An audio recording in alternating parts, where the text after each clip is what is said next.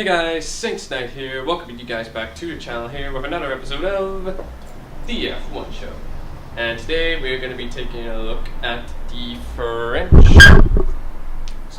French Grand Prix, and which was a Grand Prix that was set for the first time in quite a while at the Paul Ricard circuit, I think. I don't know how long it's been since that was actually used in a Grand Prix. I think it was 10 years or so. Don't quote me on that, I could be wrong, but it's been a long time since it was actually set at Paul Ricard. Now, the big question heading into this was, would the Paul Ricard circuit be boring? Would there be a lot of overtakes? And you know what? Was there?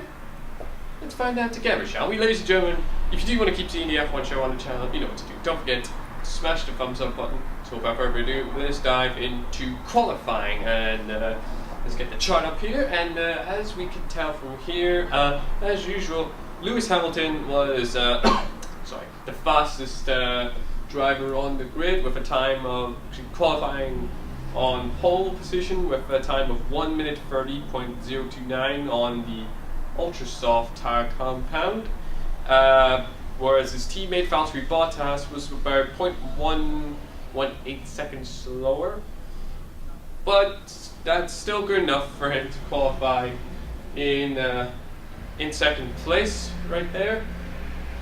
Whilst we get to Ferrari, and Sebastian Vettel qualified in third place with a time that was 0.3 to 0.4 seconds slower than Lewis Hamilton's time, which was actually a really good time. I mean, I was watching qualifying, and it was a really, really good time by Lewis Hamilton. And there were a lot of offs during practice and whatnot because of a particular chicane in the track that was recently added, which to this day, Hamilton, Bottas, every single Formula 1 driver out there in the grid wants, they want the chicane removed because of like how dangerous it was, how easy it was for people to spin off and all that sort of stuff. I mean, it's Formula 1, it's supposed to be challenging. I mean, and they're complaining, it's too high.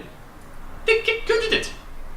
I mean, I can't say much because I don't really drive, let alone drive a Formula 1 car, but still, you get paid, what, millions of dollars? I mean, millions of pounds? I mean, hell, even Lewis Hamilton just recently signed a deal with AMG for £45 million per year. And he's complaining about driving too different. See, this is why I don't like Lewis Hamilton. He's arrogant, he's cocky, and I hate him. Anyway, back to qualifying, and both Red Bulls, Max Verstappen actually qualifying 4th, and Daniel Ricciardo qualifying 5th. I mean, not a bad showing in qualifying for Red Bulls. Actually, for Red Bull, there, very good work by Verstappen, because, I mean, I didn't doubt it, because it's Max Verstappen. We all know he's the best driver in the grid. Yeah, best driver. Yeah, best driver out there, and so he didn't do. So you would expect that he wouldn't do that. Now we come to race day, and race day. Everyone was hesitant on this race for one reason. Would it be entertaining? Because Paul Ricard, I don't know if people noticed that. You know what? Let's take a look at the actual track layout. See if you can actually see the track layout itself. When you look at this, does this not look like a track that does a lot of overtaking, does it? I mean, it's not really that very overtake oriented. It's mostly focused on like whoever stays. It's like Monaco. Whoever like starts it first stays it first. But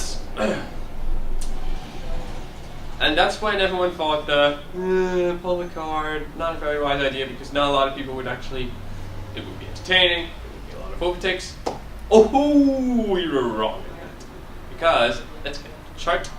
And as you can see, we'll start with the bottom because there have been quite a lot of there's quite a fair few number of people who were out, and it wasn't just the people that were out who were taking partaking of like the crashes and whatnot, but Valtteri Bottas and Sebastian Vettel, they didn't really see eye to eye with each other. I mean, so much so that not even one corner in to the first lap of this race, and we get a collision. Vettel collided into the back of Bottas, like as they were turning into this corner. Vettel came crashing through on this, like, causing his rear tire to actually, Bottas' rear tire to actually pop, and that spun both of them out. Both of them were still able to finish the race, but it was still a bad showing for Vettel, who received, which a lot of people, including myself, disagree with, just a 5-second penalty. Are you kidding me? That was worth just 5 seconds.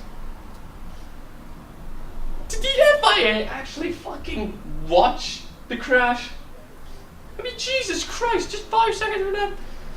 Jesus Christ, it's ridiculous. I mean, he should have been penalised more. I'm sorry, but Sebastian Vettel should have been penalised more for that, because if you actually saw the crash, if you pause it go at it frame by frame, he had multiple options. He could have like braked hard. Actually, he could have just like tried to stop and then just like it may have cost him a few places, but this was Sebastian Vettel. He could have gotten those places back. He would have been up there in the top 3. But we'll get back to the top 3 a little bit later.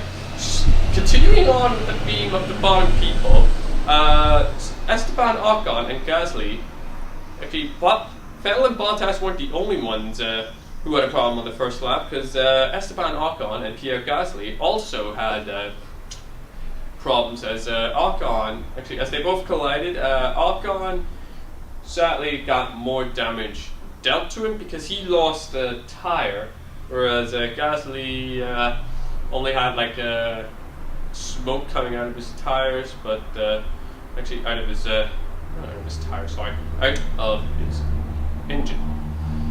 Same with Sergio Perez, who actually had engine issues in the pits. Therefore, they thought, actually, Force India had no choice but was like, no, we'll have to put you out because engine problems, you can't go on.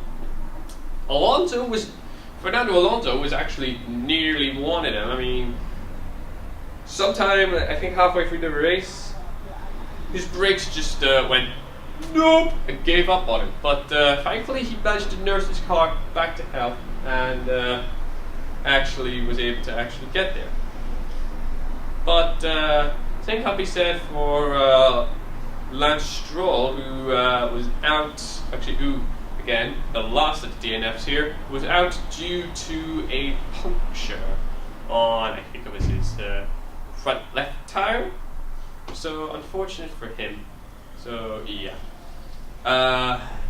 Now, top 3, actually, let's get up to the top 3, and as you can see, Hamilton, of course, he qualified first, he stayed first.